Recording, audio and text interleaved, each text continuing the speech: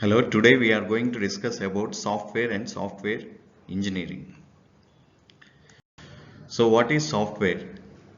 Software is nothing but instructions, or we can say computer programs that when executed provide desired features, functions and performance. We can also define the software as data structures that enable the programs to adequately manipulate information. We can also say, in other words, software is the documentation that describes the operation and use of the programs. Now, what is software characteristics? Software is developed or engineered. It is not manufactured in the classical sense. Software does not wear out. Although the industry is moving toward component-based construction, most software continues to be custom. Now we will go for software applications. Where can the software can be used? System software, application software, engineering or scientific software, embedded software, product line software, web applications and artificial intelligence software. Next, coming to the software, what are the new categories that are available? Open world computing. Nowadays we can see pervasive and distributed computing are becoming more popular. Next, ubiquitous computing, where wireless networks we can use. Net sourcing, where the web has a computing engine. And open source, in the sense free source code which is open to the computing community. And next, what is legacy software? Why must it change? Software must be adapted to meet the needs of new computing environments or technology. Software must be enhanced to implement new business requirements. Software must be extended to make it interoperable with other more modern systems or databases. Next, software must be re-architected to make it viable within a network environment. So, software, coming to the realities of software engineering, a concerted effort should be made to understand the problem before a software solution is developed. Design becomes a pivotal activity. Software should exhibit high quality. Software should be maintainable. If you come to the seminal definition, software engineering is the establishment and use of sound engineering principles in order to economically software that is reliable and works efficiently on real machines. So according to the IEEE, the software engineering can be defined as the application of a systematic, disciplined, quantifiable approach to the development, operation and maintenance of software. That is the application of engineering to software. So we can see the study of approaches as in the first definition. Now coming to the software engineering, it is a layered technology. Here basically we focus mainly on quality, next process model, next methods and tools that are developed. Next, a process framework. A process is nothing but a collection of activities, actions and tasks that are performed when some work product is to be created. Process framework, framework activities, work tasks, work products, milestones and deliverables, QA checkpoints, umbrella activities. We are going to see one by one. What is framework activities? Coming to the framework activities, the first one is communication. How we communicate with one another. Next, planning. Planning means how to plan the activities prior, in advance. Next, modeling. Modeling is analysis of requirements and design. Next, construction.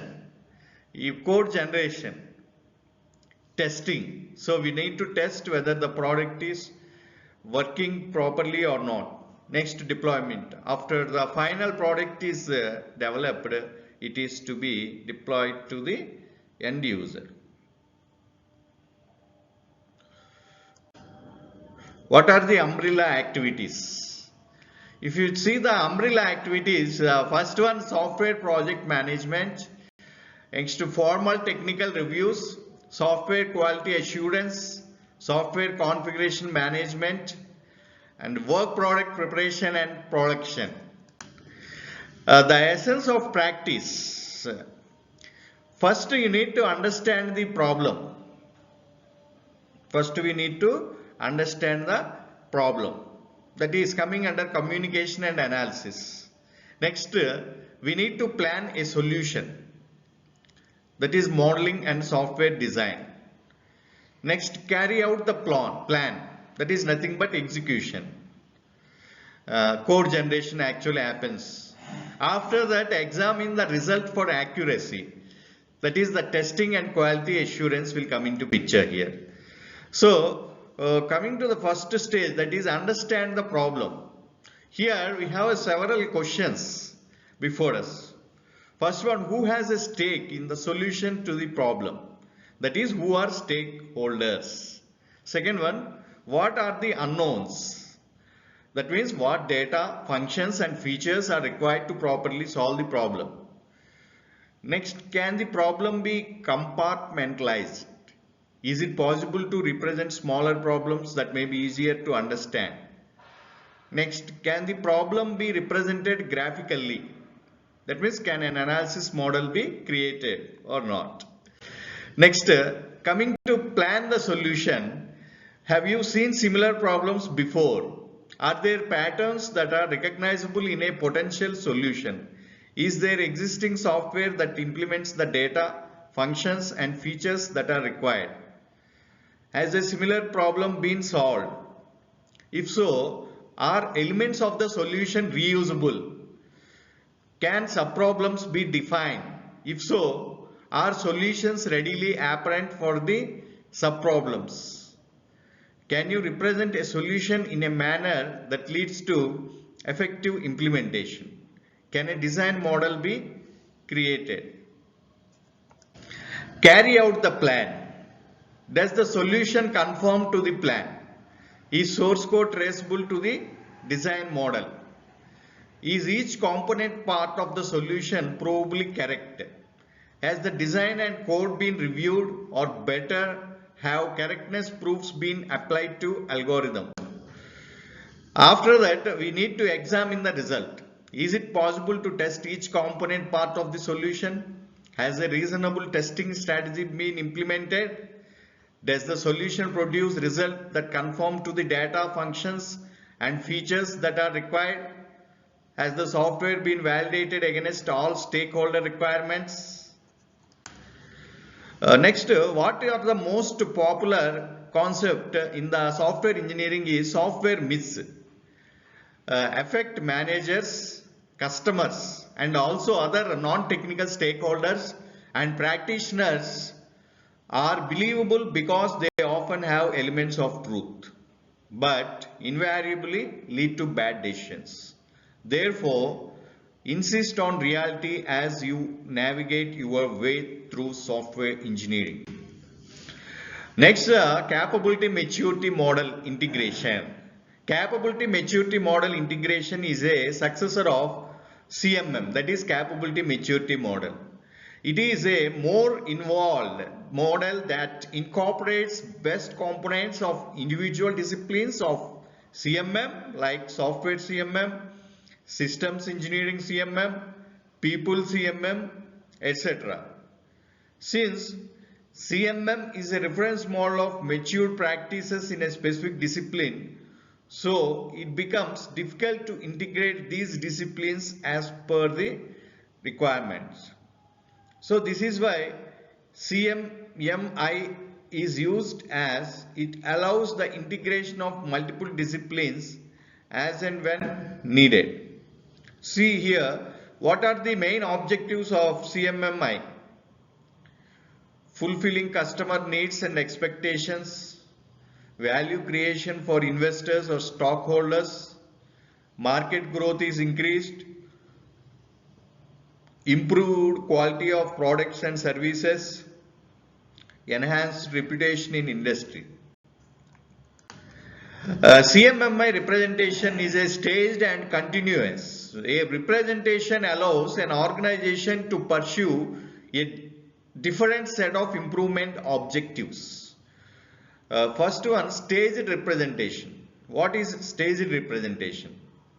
It's going to use a predefined set of process areas to define improvement path. Provides a sequence of improvements where each part in the sequence serves as a foundation for the next. An improved path is defined by maturity level. Maturity level describes the maturity of process in organization. Staged CMMI representation allows comparison between different organizations for different maturity levels. What is continuous representation? Continuous representation allows selection of specific process areas, uses capability levels that measures improvement of an individual process area. Continuous CMMI representation allows comparison between different organizations on a process area by process area basis. It allows organizations to select process which require more improvement. In this representation, order of improvement of various processes can be selected, which allows the organizations to meet their objectives and eliminate risks. CMI model, maturity levels. If you come to the first maturity level, it is called initial maturity level. Processes are poorly managed or controlled. Unpredictable outcomes of process involved. Ad hoc and chaotic approach used. No KPIs, that means no key process areas are defined. Lowest quality and highest risk. Lowest quality and highest risk. Next CMM model, that is maturity level 2, which is managed. Requirements are managed, processes are planned and controlled, projects are managed and implemented according to their documented plans. This risk involved is lower than initial level but still exists. Quality is better than initial level. Next, maturity level 3 is a defined maturity level where processes are well categorized and described using standards, proper procedures and methods, tools, etc. Medium quality and medium risk is involved. Focus is process standardization. Coming to the maturity level 4, quantitatively managed. Quantitative objectives for process performance and quality are set. Quantitative objects are based on customer requirements, organization needs, etc. Process performance measures are analyzed quantitatively. Higher quality of process is achieved, lower risk. And coming to the maturity level 5, that is optimizing. Continuous improvement in process and their performance. Improvement has to be both incremental and innovative.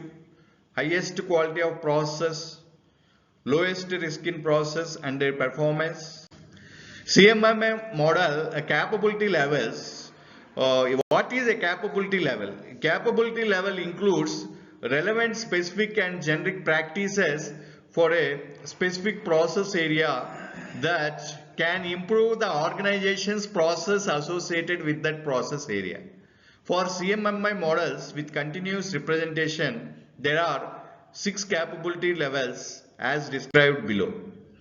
Capability level 0, incomplete. Incomplete process partially or not performed. One or more specific goals of process area are not met.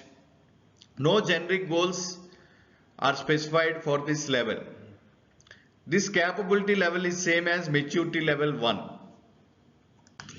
Capability level 1, performed. Process performance may not be stable. Objectives of quality, cost and schedule may not be met. A capability level 1 process is expected to perform all specific and generic practices for this level. Only a start step for process improvement. Capability level 2 managed. Process is planned, monitored and controlled. Managing the process by ensuring that objectives are achieved. Objectives are both model and other, including cost, quality, schedule. Actively managing processing with the help of metrics. Capability level 3 define. A defined process is managed and meets the organization's set of guidelines and standards. Focus is process standardization. Capability level 4 is quantitatively managed. Process is controlled using statistical and quantitative techniques. Process performance and quality is understood in statistical terms and metrics. Quantitative objectives for process quality and performance are established. Capability level 5 optimizing focuses on continually improving process performance. Performance is improved in both ways, incremental and innovation. Emphasizes on studying the performance results across the organization to ensure that common causes or issues are defined and fixed. So finally we have a set of questions that we come across all this, which are very essential for you. Thank you.